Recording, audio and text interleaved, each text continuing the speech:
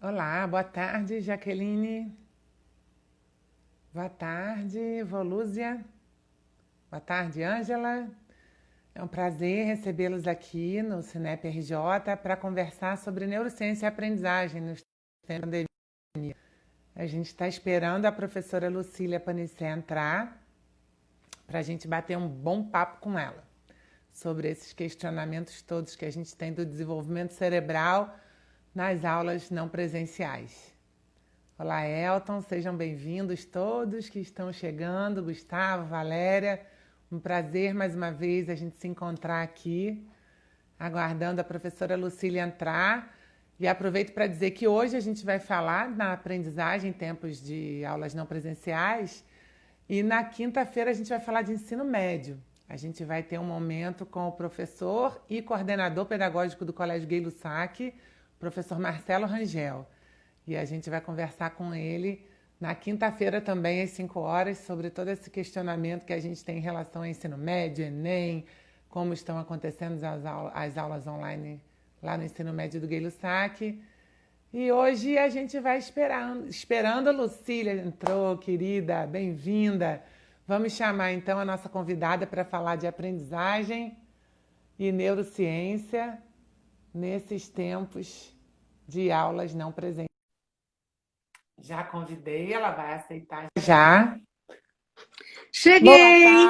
tarde! Chegou chegando, como sempre, Cheguei! querida. Tudo em paz, querida? Bem-vinda! Melhor agora com a sua companhia. Muito obrigada por aceitar nosso Chama convite. felicidade recíproca, Márcia. Que bom para a gente também, professora, ter essa Hoje, parceria de mais cedo, eu sempre. comentei com vocês do Cinep RJ andam do lado esquerdo do peito. Então, Ah, estar com querida, vocês essa tarde é muito bom. que bom. E a gente também, com vários lados esquerdos do peito, que dentro do Snap RJ todos têm você lá também. Muito obrigada. Legal. Então, vamos começar nosso papo, o pessoal já está entrando devagarinho. Acho que pode começar então com uma apresentação, enquanto o pessoal vai chegando na sala, né? Isso. Claro, não posso deixar de agradecer ao Cinep por esse convite fantástico. A gente que E dar agradece. os parabéns aos presentes, porque estão sempre na busca, e isso definitivamente é essencial, né, Márcia? É Essa verdade. busca que o professor tem para o seu conhecimento, para o seu crescimento, é o que move a todos nós e nos dá um orgulho danado de ser Verdade. do mesmo grupo, né? É verdade. Obviamente, a nossa ideia hoje é falar de neurociências a serviço da educação, de modo que ela fique mais afetiva para se tornar mais efetiva. E a ideia principal seria o seguinte: nós lembrarmos que o fato de eu estar aqui hoje se deve a um elemento muito significativo na minha vida. Eu sou professora, com todas as letras maiúsculas, Cheia de chão de como escola. diriam nossos alunos, ainda em sala de Inclusive, a gente aulas teve e pergunta muito de uma aluna feliz sua. com a profissão que eu escolhi. Que bom. Você recebeu? De quem? Recebi Conta. da Carol, que foi sua aluna, que quer saber sobre a questão de Sim, avaliação. Carol, A que é gente minha vai aluna chegar da lá. pós-graduação em neurociências. Isso. Exatamente, beleza. E a minha ideia básica, Márcia, é o seguinte: é que nós tenhamos numa trilha de hoje, obviamente, uma contextualização do momento que nós estamos vivendo, uma palavrinha sobre essa situação atípica e o que isso significa para efeito dos nossos alunos, das nossas escolas, do corpo docente, dos gestores, dos funcionários, etc. Aí passamos um pouco para a neuroeducação, para aspectos da neurociência cognitiva que podem nos auxiliar a traçar esses caminhos com mais tranquilidade. E vamos Maravilha. finalizar lá com o que será que a gente está aprendendo nessa situação tão esdrúxula, né? Tão estranha, Única, que né? nenhum de nós tinha Estranha. experimentado antes, É. e que desafios que estão ainda se colocando no nosso caminho, como é que a gente pode trabalhar dessa forma e tal. Como eu te falei Perfeito. anteriormente, Márcia, eu tenho um PowerPoint, mas eu não vou colocar o PowerPoint para o público agora, porque senão a gente perde essa possibilidade do Interação, né? Do bate-papo, olho no né? olho, né? Uhum. Então, deixa ele quietinho ali, ele vai servir de, vamos dizer assim, roteiro para mim, porque senão eu me entusiasmo e vou embora, e os 50 minutos, 60 minutos acabam, mas eu estou mandando ele para o Cinep RJ, para o seu e-mail, Uhum. porque ele é um roteiro com muitas dicas e muita coisa que não dá tempo da gente falar, mas que Maravilha. aí fica como uma contribuição minha e de vocês para quem estiver nos Perfeito. assistindo hoje. Tá Muito bom? obrigada. Tá ótimo. Vamos Ah, lá, fica à todo mundo está me vontade. ouvindo bem, porque Quem eu puder gosto que botar a fique. mãozinha, ouvindo e vendo bem, eu tô. A minha mãozinha já está Ótimo, aqui. porque eu não pus o fone, porque eu estou sozinha no meu escritório, mas se Mas está precisarem se ótimo. achar melhor, não faça cerimônia, tá? Só avisar que ele está aqui do ladinho. Tá super nítido. Obviamente, do dia para a noite, a gente teve aquela coisa de ver uma Disney cheia, com gente nas filas na rua principal, de repente a notícia do coronavírus e Disney vazia. E nesse cenário sem precedentes, que eu acho que pela primeira vez na história afetou todos os continentes da forma que foi, é que nós estamos meio perdidos, vamos dizer assim. Então, eu gostaria de começar com dois detalhezinhos importantes sobre essa questão de terminologia ou de conceito, uma vez que nós todos falamos aquilo que a gente ouve e acaba faltando uma unidade na linguagem dos educadores. Uma delas é o fato de que as escolas não foram fechadas. Afinal, nós continuamos a existir. Isso E aí. muita gente diz isso, né? Ah, porque a escola está fechada. Não, a Uhum. escola não está fechada. A escola é onde o aluno está. Então, se a escola é onde o aluno está, ela é a casa dele hoje. Uhum. Então, nós não fomos fechados. Houve uma interrupção de aulas presenciais por um motivo alheio à vontade das escolas e dos professores, dos seus gestores e etc. Alheio a qualquer vontade. Não é assim, somos tão reféns quanto famílias e alunos. Uhum. O outro lembrete que eu queria fazer é que nós andamos vendo gente falando assim, porque eu estou tendo educação à distância. Porque a minha escola está em EAD. E aí eu gostaria de fazer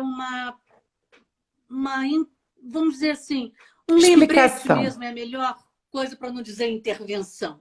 Que EAD, ou educação à distância, é aquela em que existe uma legislação específica que credencia estabelecimentos específicos para oferecerem cursos ou disciplinas dentro dos cursos num determinado percentual na forma à distância, que geralmente é inclusive assíncrona, ou seja, o aluno não vai entrar online na mesma hora que o professor.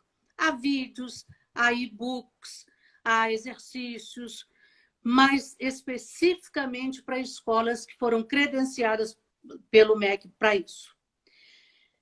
No nosso caso, nós entramos em aulas remotas ou ensino não presencial. E algumas pessoas usam atendimento não presencial. Eu prefiro mesmo remota, porque não deixa de ser presencial no seguinte sentido. Eu estou ali presente, ainda que não de corpo, pelo menos de alma e mente, com os meus alunos e com as famílias dos nossos alunos. Então, nesse caso, qual seria a principal diferença? Educação à distância, um percentual de um determinado currículo, curso credenciado, lei específica. Nós, com aulas remotas, temos uma proposta pedagógica que é originalmente presencial. As atividades passam a ser fora do espaço físico apenas nos casos do tempo determinado durante o distanciamento social. E aí, de novo, eu gostaria de voltar e pensar muito nisso. Nós mesmos escolhemos esse nome, né? Aprendizagens em tempos de isolamento. Como isolamento se eu estou aqui olho no olho com você, você me vendo também, os coraçõezinhos subindo ali, toda hora eu vejo ali, entrou, fico em maior alegria. Então, na verdade, nós não estamos em nenhum momento isolados. Nós estamos distanciados socialmente, ainda que próximos em termos de parceria, de comunidade de prática e assim por diante. Lembrando, então, essas diferenças entre as escolas não foram fechadas, elas estão com atividades locais interrompidas. E o fato de que as aulas remotas não são o que a legislação diz que é EAD, ou educação à distância, nós vamos dar uma paradinha e pensar sobre a situação típica da atualidade. É aquela história, está muito chique dizer assim, né? O normal, o pós-normal e etc. Eu diria até que essa situação não é mais uma situação atípica. Ela é típica mesmo, ela é do dia a dia, ela é da nossa rotina. E a gente já está internalizando isso com uma maior facilidade agora, por mais difícil que seja. Quando vem a ordem, vamos fechar por um tempo e não ter essa atividade presencial, porém, nos manter em contato remoto, quando veio aquela história de quanto tempo e tal, eu tenho um irmão que é do Comitê Científico da OMS. Então, eu mandei um zap para ele. Eu tenho uma dúvida. Quanto tempo você acha que nós vamos ficar? E meu apelido em casa é Naná. Então, ele respondeu assim, Naná, sinto muito, uma resposta de $1 milhão. Aí corrigiu e falou assim, talvez de $10 milhões. Nós não sabemos, porque isso vai depender do que vai acontecer daí em diante. Então, se preparem para um tempo mais longo. E, nesse momento, eu já tenho uma certa facilidade com a tecnologia e tal, mas me deu uma pena dos colegas que não tinham a mesma oportunidade de vida que eu tive antes, ou que não se sentiam confortáveis com tecnologia. E procurando uma pesquisa para hoje, no contexto brasileiro, realmente a minha pena, entre aspas, ou a minha preocupação, a minha solidariedade com quem teve problema, veio na resposta dessa pesquisa. Imagina, se me permitam que eu vou ler aqui, porque Claro, o por percentual favor. não justifica decoreba. Aliás, isso faz parte da lição, né, gente? Claro, gente. Aquilo que eu posso buscar, eu não vou decorar só para botar na prova nem na live. Então, lá disse o seguinte, professores e tecnologias educacionais hoje, INEP e CETIC, todos dois de 2019. 76% buscaram recentemente formas para desenvolver ou aprimorar conhecimentos. 42% cursaram alguma disciplina sobre o uso de TI, lá na graduação. 22% fizeram um curso após a graduação. E 67%, ou seja, a maioria, alegam que ainda precisam de um aperfeiçoamento profissional para o uso pedagógico de tecnologia. Então, realmente, nós estamos numa situação que não é fácil para os nossos colegas, não é fácil para as escolas, para os gestores, mas a gente entende que também é um complicador para os alunos. As diferenças sociais no Brasil são muito grandes, então os percentuais médios, por exemplo, de acesso à internet, 67% dos domicílios têm. Certo, na classe A tem 99%, na DIE tem 40%. E aí, como é que nós ficamos? Disponíveis para usar na internet. 93% dos domicílios têm, certo? 100% na classe A e B. E 50% na outra. A TV nos domicílios brasileiros, mais de 70 milhões. Só que classe A 100%, B 99%, C 97%, D e E 92%. E aí a gente percebe que, de repente, nós estamos fazendo um auê com a internet, e se a gente tivesse a oportunidade de ter um canal de TV, a gente estaria, talvez, ajudando mais, principalmente a não haver a disparidade das classes que não têm o mesmo acesso entre si. Alguns estados brasileiros estão fazendo isso. Não é? E aí é que entra uma coisa muito interessante, é o fato de que, curiosamente, nós, além da rede privada, as redes de ensino, a estadual e a municipal estão mais focadas para essa área, exatamente para ter condições de trabalhar com a tecnologia de tal forma que tenha um canal mais viável para os seus alunos. E aí, de novo, quando eu fui olhar as pesquisas, Márcia, me assustei muito. As escolas estaduais tinham praticamente tudo que você pensar de plataforma, aula online, TV, de possibilidades, etc., né? Até tutoria online, e cerca de 20% só das escolas não teriam nenhuma condição. Aí eu uso essa palavra só quando eu vejo um gráfico, e depois eu penso só, tudo bem, mas e os milhares de alunos e professores que estão ali, naqueles 20%?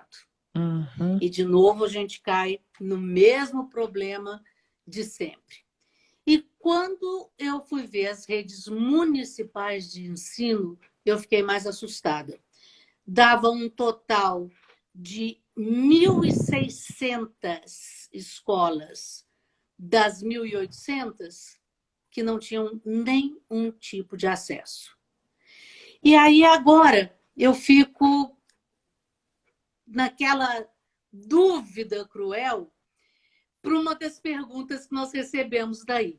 A pergunta foi o seguinte: você, como especialista da educação, considera que o atendimento não presencial deveria ser extinto e este ano letivo cancelado? Por quê? Olha, quando eu olho esses gráficos, dá até vontade, né? De nem valer a pena. Mas, ao invés de deixar 100% dos nossos jovens e das nossas crianças sem a escola, obviamente, é preferível que menos estejam lá e que nós, que temos a possibilidade, façamos alguma coisa para resgatar aqueles poucos que estão fora na atualidade. A minha resposta foi o seguinte: olha, eu entendo a preocupação, porque eu também tive a mesmíssima angústia. Será? Será que vale? Será que é tão bom quanto? Mas aí o que eu percebi é que a nossa tendência, de nós que somos professores de sala de aula, é comparar ter aula presencial com ter aula remota. Uhum. Mas não é sobre isso que a gente deve trabalhar agora. A comparação não é aula à distância versus aula presencial. Nós temos que mudar o foco, porque aí a gente passa a entender um pouco mais que essa disparidade pode ainda ser resgatada depois. Então, eu realmente acredito que a comparação que nós devemos fazer é: o que é melhor? Ter alguma forma de aula ou não ter aula nenhuma? Uhum. E eu definitivamente, sob esse ponto de vista, não tenho dúvida alguma que toda e qualquer trajetória feita pelas escolas e seus professores, gestores e pelas famílias dentro das suas limitações serão, sem dúvida, infinitamente melhor do que esses meninos não terem absolutamente nada durante um tempo que, como disse meu irmão, não sei Não quanto sabe se vai durar. até onde vai. E Não todas é? essas ações, com certeza, essas iniciativas são bem-vindas. E em relação a isso, a essas escolas e a esses profissionais que estão agindo, que estão atuando, que estão fazendo o trabalho remoto não acontecer, Em Minas, a gente diria, dando das tripas coração, dando, né? dando nó em Fazendo das pingo tripas d'água. coração. Aqui no Rio, a gente fala dando nó em pingo d'água. Então, Isso. o que que você acha que é importante para esses profissionais saberem em relação ao aprendizado em questões cerebrais mesmo, em relação com a luz da neurociência, sobre Exato. essa nova modalidade de ensino e de aprendizagem, né? Essa nova forma, que não é nova, mas Exatamente. é 100% agora. Uma outra pergunta foi mais ou menos relacionada com essa anterior e que já chega na questão das neurociências, que ele diz o seguinte: se o trabalho atual não for válido, o que pode ocorrer com os envolvidos? Primeiro, isso já não tem mais problema da gente se preocupar, porque o Conselho Nacional de Educação já disse muito claramente que dia de atividade remota vale como dia letivo. Então, na verdade, Depois eu o falo que sobre agora... isso mais um pouquinho. Ei? É porque esse parecer do Conselho Nacional, o MEC prometeu homologar, mas ainda não foi homologado, não. Ainda não homologou. Só para a gente Mas dar quer uma dizer, o informação. caminho acaba que vai chegar lá, né? Tomara. Agora, seja ou não, o vínculo que se forma nesse momento é essencial. Porque o que acontece? Nós sabemos muito claramente que uma das perguntas mais tarde vai aparecer exatamente isso. Uma das perguntas diz o seguinte: e aí? Como é que eu fico? O emocional é importante, nós estamos todos com o emocional abalado. Isso aí chega onde? E aí Como que isso afeta o aprender? Exato. E aí a gente começa a pensar o seguinte: primeira providência, vamos dizer assim, primeira possibilidade da gente pensar esses caminhos de neurociências. É uma das nossas ouvintes, não sei se ela já estaria aí nos vendo ou se só mandou a pergunta ontem, disse o seguinte: hoje, a aprendizagem está no interesse da atualidade educacional. Como aprender nos dias atuais? E é aí que entra a história de lembrar, primeiro que tudo, que aprender é assunto do cérebro. Então, eu não posso falar em aprender e ensinar sem pensar no cérebro. Seria igual eu falar de luva num contexto em que não existisse a mão.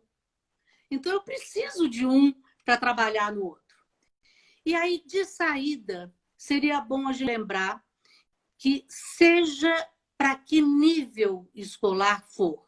Pode ser educação infantil, pode ser ensino fundamental, médio. Em qualquer um desses casos, vamos lembrar que na vida real eu uso primeiro a caixa de brinquedos e depois a de ferramentas, como dizia o Rubem Alves. Uhum. Então, a mesma coisa está no meu cérebro. Eu tenho um cérebro que tem caixas de brinquedo. E são essas caixas de brinquedo, as metáforas, os jogos, as brincadeiras, os filmes, os vídeos, as atividades lúdicas que me ajudam a acessar a caixa de ferramentas, que é aquela em que eu organizo as coisas, em que sistematizo, que guardo para usar depois, que aplico em novas situações. É com ela que eu faço acontecer, né?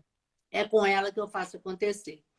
Mas quando eu vou direto para o lado esquerdo, que é essa nossa caixa de ferramentas, eu posso ter algumas variáveis aí que vão atrapalhar.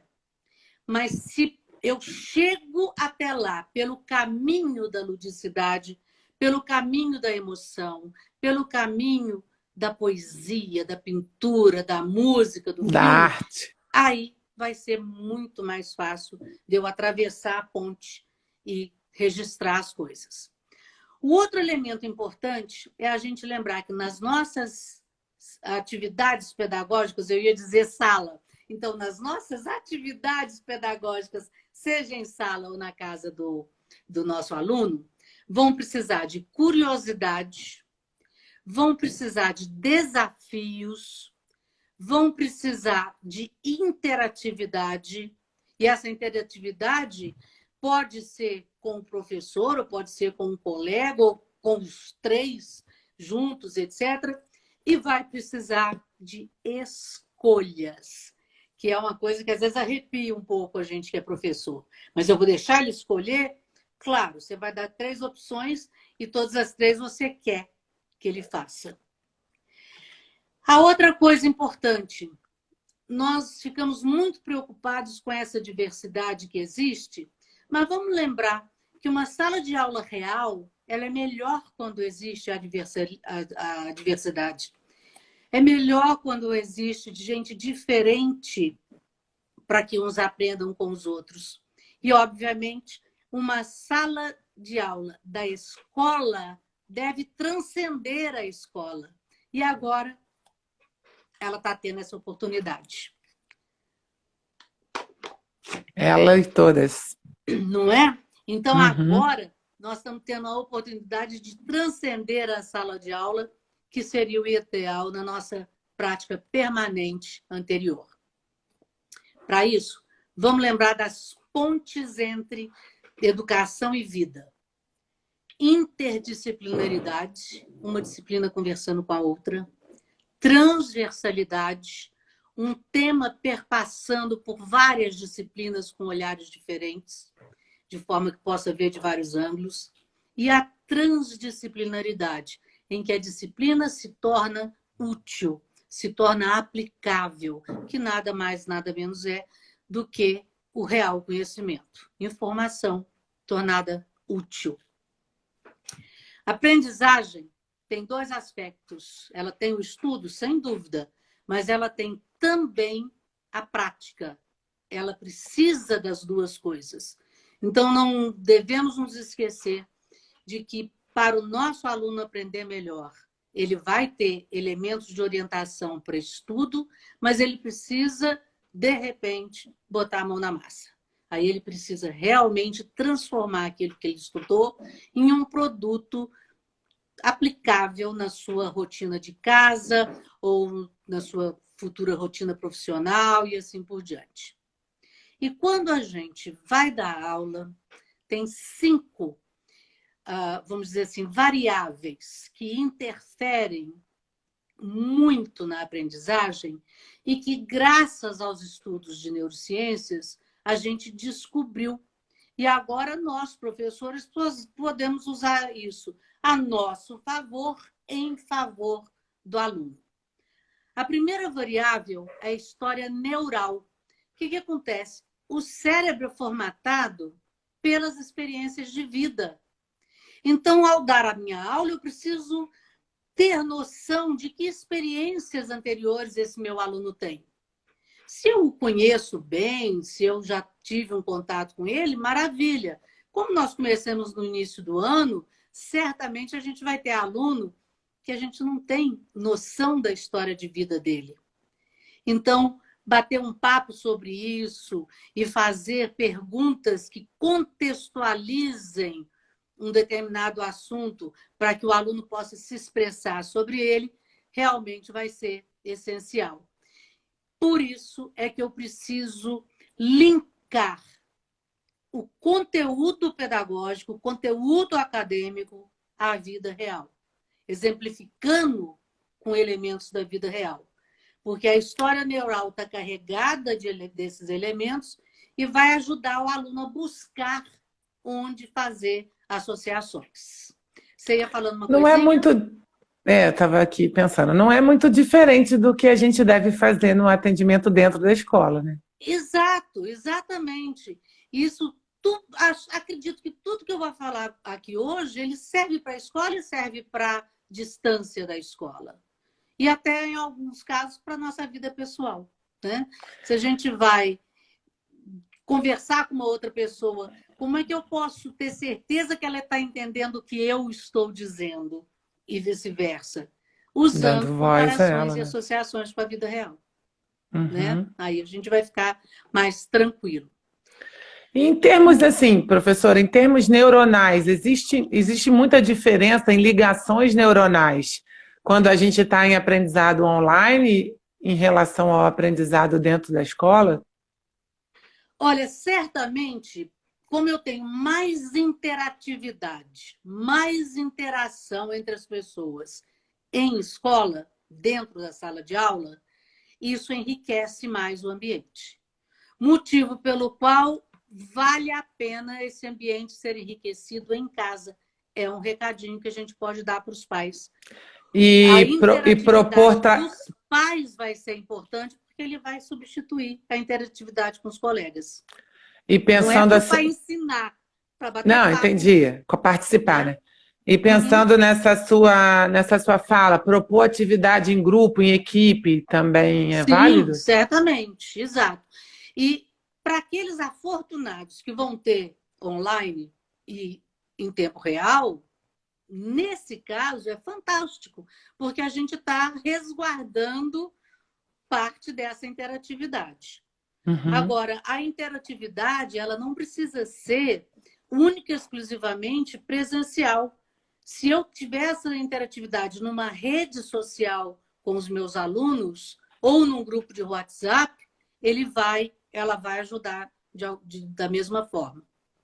Porque Uhum. uma grande variável que interfere aqui é a questão do contexto da aprendizagem sob o ponto de vista emocional. Quando eu me sinto pertencente ao grupo, eu aprendo melhor do que se eu me sentir isolado, se eu me sentir deixado para lá. Porque junto de um grupo, ou com o meu professor criando uma situação de emoção, as coisas ficam mais tranquilas. Há um neurocientista espanhol chamado José Ramón Gamo, que disse o seguinte: o cérebro precisa se emocionar para aprender. E emocionar sozinho é meio difícil, Uhum. né? Exatamente na interatividade a gente vai ter essa facilidade maior.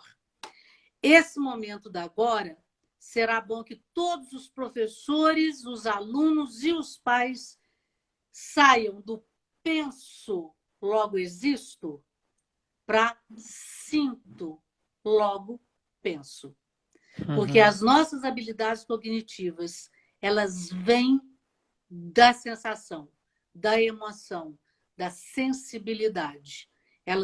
Isso tudo é canal para um melhor entendimento das coisas.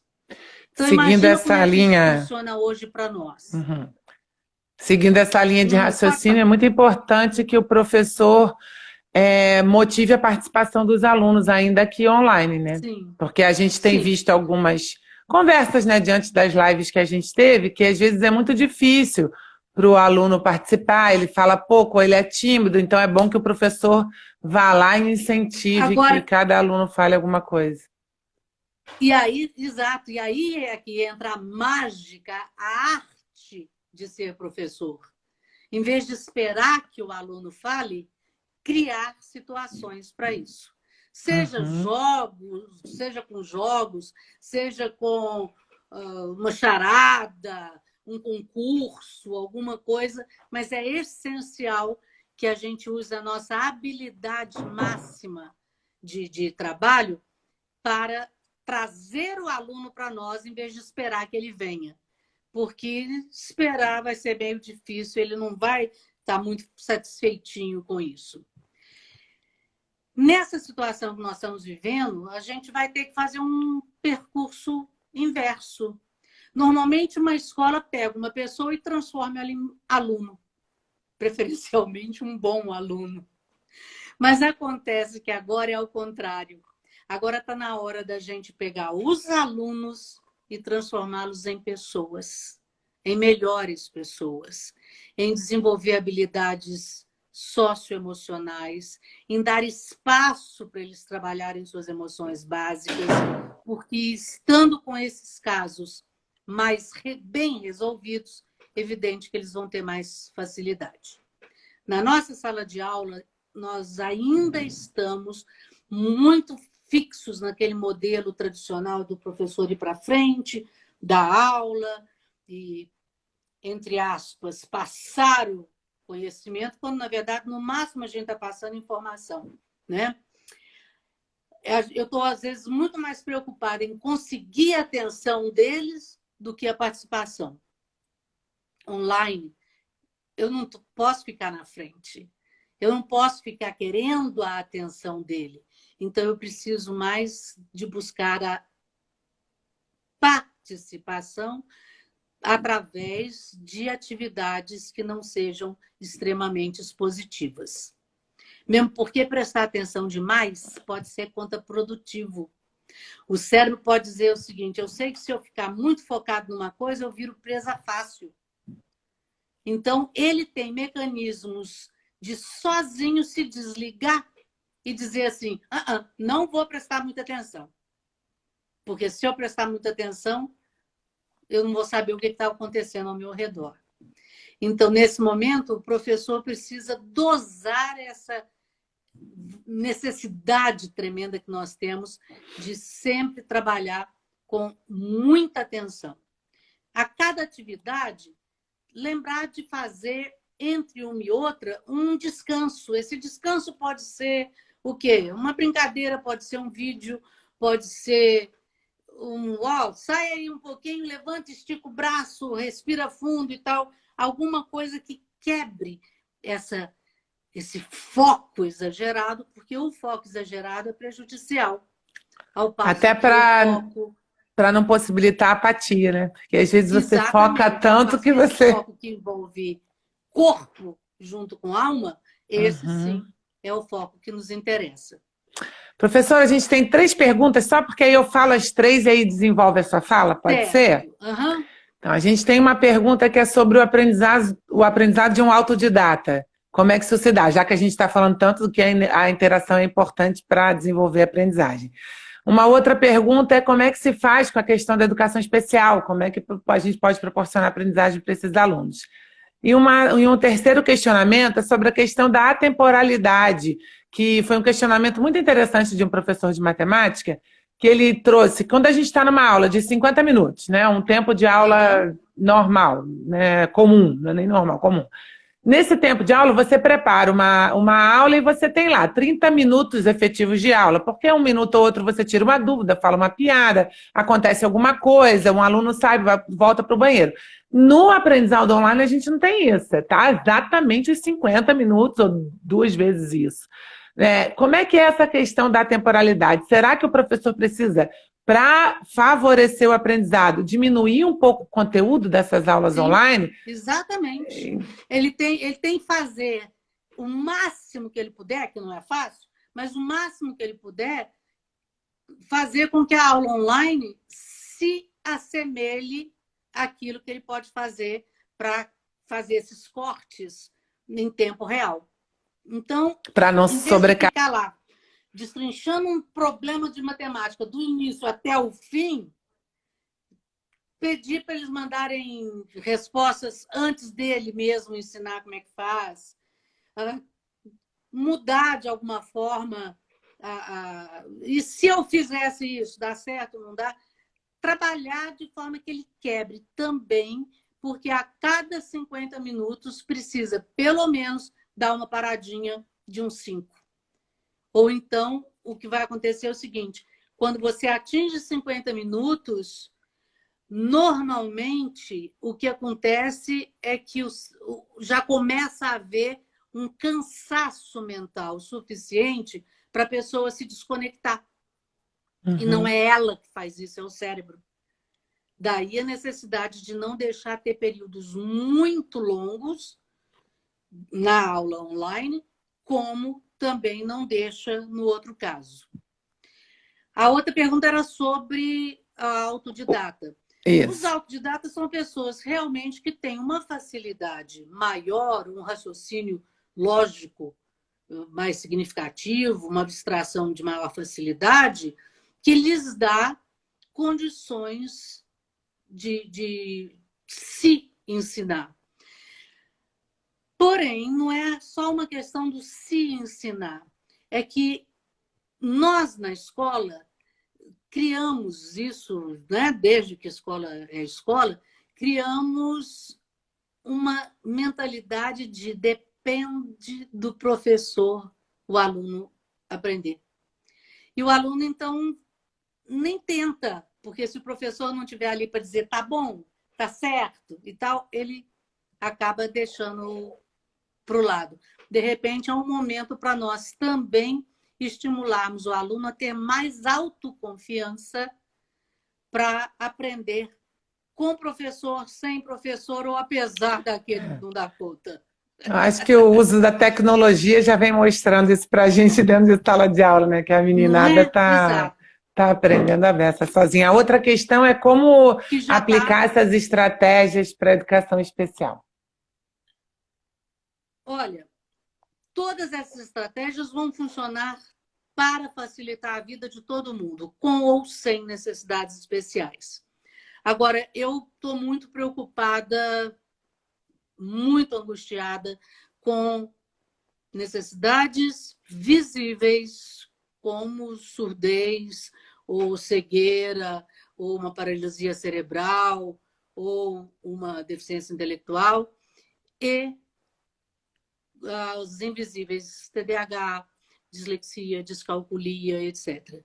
Porque dentro do que eu tenho visto, nós ainda estamos muito pobres de recursos para fazer isso online, especificamente dirigido para um público especial. É mais fácil fazer isso na sala de aula. Porém, não podemos deixar de imaginar que todas essas pessoas têm direitos iguais. E é essencial que a gente tenha trocas de experiências entre nós para aqueles que têm mais facilidade em entender como é que isso funciona. Ajude, faça artigos, faça lives, faça troca de e-mails para dizer, olha, eu tinha esse problema, consegui driblar dessa forma. É muito peculiar, muito particular de cada um desses casos, e se na sala, muitas vezes, a gente já massifica a situação online, a gente pode correr esse risco. Só que, no caso específico dos professores que sabem que têm alunos nessa situação, realmente não resta outro caso a não ser a gente ir atrás e buscar como chegar a essa pessoa, ainda que tão distante. Tá? Um diálogo, né? Eu acho que o primeiro passo é o diálogo com esses familiares ou cuidadores, né? Não vai dar ser só o professor à Sim, tela, né?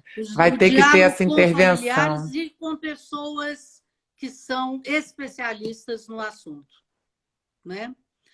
Agora, Estão o que que pedindo para a gente falar de acontece? avaliação também. Ah, Pois perdão, é, isso que eu ia continua, por falar favor. que eu vi, entrou aqui uma sobre avaliação, e é exatamente uma pergunta que nós temos aqui, inclusive era a pergunta que a Isso, da Carol já me Carol. mandou Carol, cópia. isso aí. Então, Aham. assim, olha, sugiro discutirmos a natureza de provas e avaliações e sua real necessidade e ou papel nesses tempos. E ainda acrescentou, nos outros tempos também. Realmente vale Uhum. para o mesmo jeito. Primeira coisa que eu É um tema queria eternamente estudado. a primeira coisa que eu queria deixar muito clara é aquela questão da conceituação. É muito comum que a gente chame de avaliação qualquer tipo de teste ou prova. Então, vamos colocar o seguinte: a pessoa tem sintomas de Covid. Ela vai fazer uma avaliação, uma prova ou um teste. Para fazer um Né? teste. Ela vai fazer um teste, porque o teste checa aquilo que estava antes. Ela já estava com o vírus antes de vir. Então, quando eu vou receber um aluno e vou testar qual o grau de alfabetização ou qual o grau de inglês que ele veio para mim, eu estou fazendo um teste. Eu estou checando uma experiência anterior. prova ou exame, o nome pode ser o mesmo, confere única e exclusivamente um determinado momento em que eu estou. Uma unidade, um bimestre, uma etapa e etc. A gente tem na pedagogia já esses conceitos, que é verificação de aprendizagem é diferente da Exatamente. avaliação de aprendizagem, engloba as verificações e mais outras coisas. Mas a verificação é que é E o detalhe que eu prova e acho teste. importante é você pegar a palavra avaliação e lembrar o que ela faz. Ela não avalia memória, ela não avalia decoreba, ela não avalia data, ela não avalia elementos que aconteceram na tabela de química, ela avalia a ação. A O processo de avaliação, aprendizagem mesmo. exato, ela está lá para saber o que o meu aluno sabe fazer com isso, né? O que ele faz com isso que ele aprendeu anteriormente. E aí, no caso online, eu posso ter e devo ter milhares de atividades diferentes para essa avaliação. Se um determinado sistema educacional, uma determinada escola, ainda que isolada, tem uma filosofia clara e bem marcada, que o pai reconhece como sendo a marca da escola, nada impede que use exatamente a mesma coisa. Isso até, de repente, pode tranquilizar a alma dos pais. Porém, você usar questionários de autoavaliação, sondagens diagnósticas, lista de exercícios, produção de síntese de textos em vez de pergunta de parágrafo por parágrafo, produção de situações, problemas apresentadas para o aluno e o aluno dá quais seriam as melhores soluções, ou ao contrário, é muito raro o professor pedir que o aluno faça a pergunta. Geralmente a gente pergunta, ele responde. De repente, o aluno criar a situação, o problema. O aluno criar a pergunta e, dessa forma, ele terá, ao mesmo tempo, feito a pergunta e a resposta, e a gente vai saber que ele está correlacionando as coisas juntinho. Agora, outras sugestões. Em vez de avaliar por provas simplesmente, avaliar por rubricas. Aquela coisa em que você faz uma grade, e essa determinada grade você vai colocar quais são as etapas até que esteja completo lá no alto, tudo que eu desejo que o meu aluno faça para dizer que ele é um aluno nota 10. E aí você vai ter, ao ver o trabalho do aluno, a possibilidade de ver, ele fez tudo, ele fez deixando uma coisa e tal, e ele também vai ter essa possibilidade de entender o que está faltando para ele chegar naquele total. Os trabalhos com rubricas são muito interessantes. Entrar no Google, avaliação por rubrica, acha-se coisas maravilhosas. E no nosso PowerPoint aqui está indo também. Outra coisa, que bom. Portfólio. A gente tem... antes de ir para os portfólios, só um comentário, porque a gente tem alguns comentários aí falando que é preciso, é necessário reavaliar e repensar, aliás, repensar a avaliação. Só para uma questão conceitual, coisa de pedagogo, né? A avaliação, ela é um conceito fechado com aplicabilidade ampla, vamos dizer assim. Então, a gente precisa repensar, são as formas de avaliar. Porque avaliar é acompanhar o processo de aprendizagem numa tradução muito rápida, né? Talvez seja resgatar o verdadeiro conceito dela. Ou isso, que perfeito. Foi se perdendo ao longo do tempo e virando dar nota em aluno. Exato, né? exato. Como, isso aí. por quê, para quê, e assim por diante, ficou faltando. Mas, professora, faltam 10 minutos. Fala do portfólio que você quer dar mais uma dica. Tá, portfólios, que geralmente os pequenos é que usam, mas vale para os maiores também. Mapas mentais e outras, Kahoot, Quizlet, Socrative, que são apps em que a gente pode trabalhar com o aluno também. Agora, o que é importante a gente lembrar sobre essas aulas? Isso tudo envolve muita memória. Mas o que é lembrável? Lembrável é, primeiro que tudo, que faça sentido para o aluno. Então, nós precisamos fazer linkar a vida real com o que eu estou trabalhando, em qualquer disciplina, para que ele sinta que aquilo ali tem a ver. Senão, virar aquela célebre pergunta, né? Como é que é a história? Para que serve? Que a gente ouve o aluno falar. Então, isso antes tem que ele até a pergunte, ver com mostra para que isso tem a serve, ver também com o comentário da Ângela. Ela está falando trabalhar com metacognição. Para quem não sabe, metacognição é você poder refletir sobre o seu próprio aprendizado. Sim, Então, tem tudo a ver com o que a é o professora Lucília está verdadeiro falando. aprender, né? Uhum. Pensar, afinal de contas, o porquê que eu estou fazendo isso, o que eu faço mais fácil na E hora da como minha é que eu aprendizagem. aprendo, que isso vai me facilitar dessa se Na eu descobrir. verdade, um autoconhecimento Isso. das suas habilidades e capacidades. Uhum. Tem uma outra pergunta aqui que dizia o seguinte: como caminhar rumo ao ensino de qualidade e aprendizagem significativa, tendo professores e alunos inseridos neste contexto da pandemia? Eu acho que não é só nesse contexto, não. É no que estava e no que vem. É amplo, geral e restrito, né? O mundo atual é muito cheio de mudanças. Nós mudamos muito pouco na educação. Então, de saída, é ressignificar o papel da escola. Um papel de uma escola que não é transmissora de dados ou informação, mas que é, acima de tudo, uma escola em que o aluno é protagonista, em que o aluno faz alguma coisa de forma que ele possa, com o fazer, demonstrar que ele tem conhecimento sobre um determinado elemento.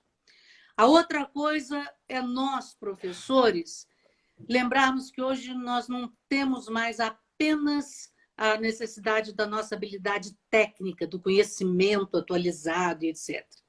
Hoje nós precisamos ter conhecimento em tempo real, uma visão de mundo muito grande e, acima de tudo, uma competência humana para nós podermos conviver bem com os alunos, porque o emocional é essencial.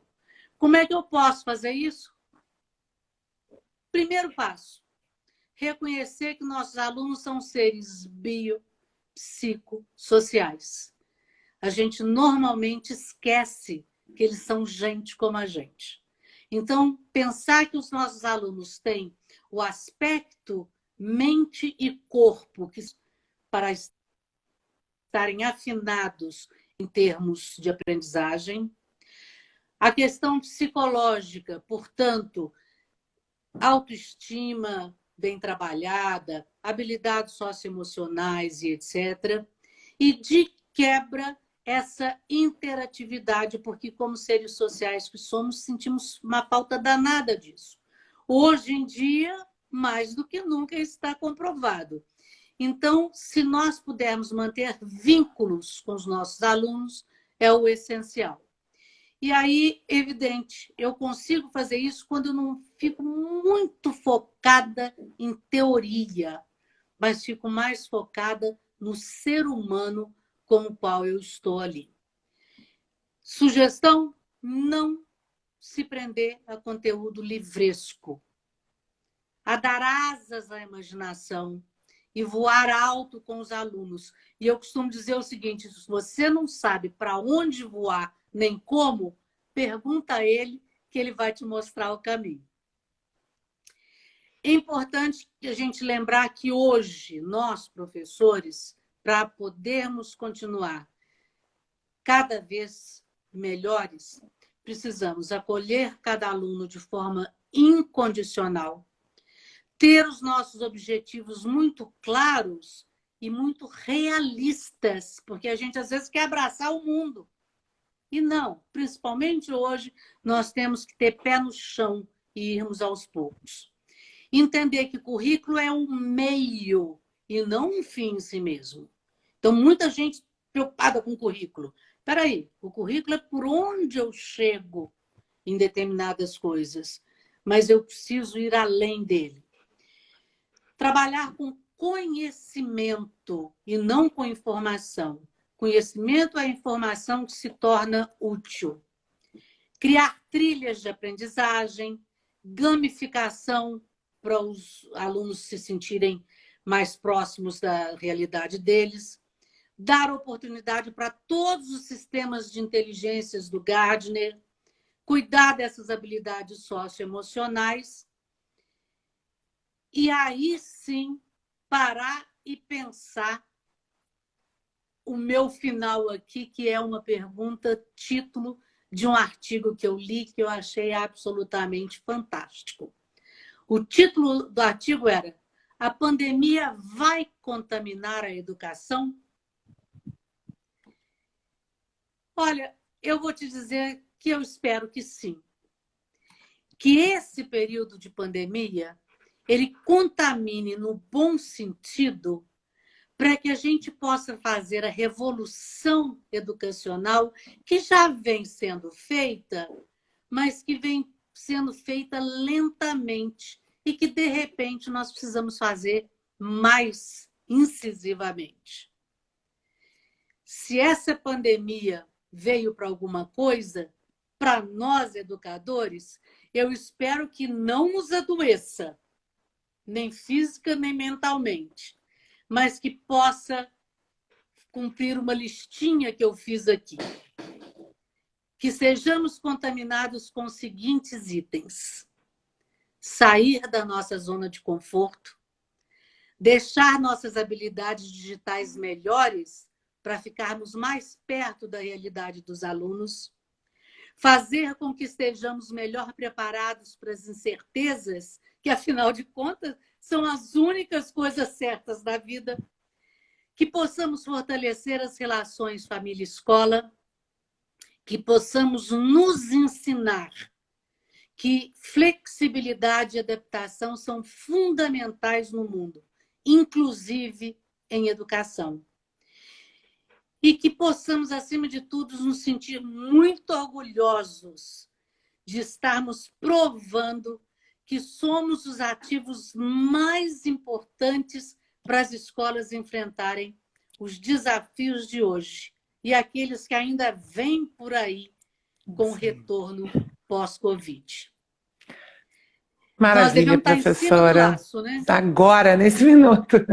Então, vamos terminar só com um poeminha rápido que eu achei esses dias. Isso. Século XXI é tempo de globalização, diversidade, individualismo, massificação, e eu acrescentei, e de pandemia. E é tempo, por isso, da escola construir conhecimento, sensibilizar e sensibilizar-se, humanizar e humanizar-se, ter qualidade, ser competente e democrática, avaliar-se e corrigir a rota sempre que necessário. O erro nos ensina a sermos melhores. É difícil, sim, mas eu garanto que vale a pena. Muito obrigada. Eu que agradeço, professora. Pego toda a sua fala e coloco dentro de uma sacola para andar sempre com a gente, que se chama autocuidado. Se pegar todas as suas dicas e se juntar com autocuidado mais autocuidado, a gente cuida de todo mundo e consegue trabalhar assim remotamente. Não é, Márcia? Obrigada, professora Lucila. Terminando aqui, eu já mando para você e você Manda dispara para o pessoal que recebeu o convite da live e aqueles que não receberam o convite do Cinep, mas receberam por mim, me manda um Temos 20 segundos. Me manda um e-mail que eu mando para vocês.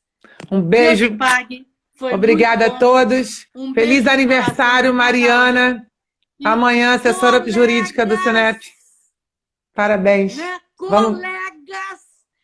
10 segundos. Firme. Que vocês sejam muito abençoados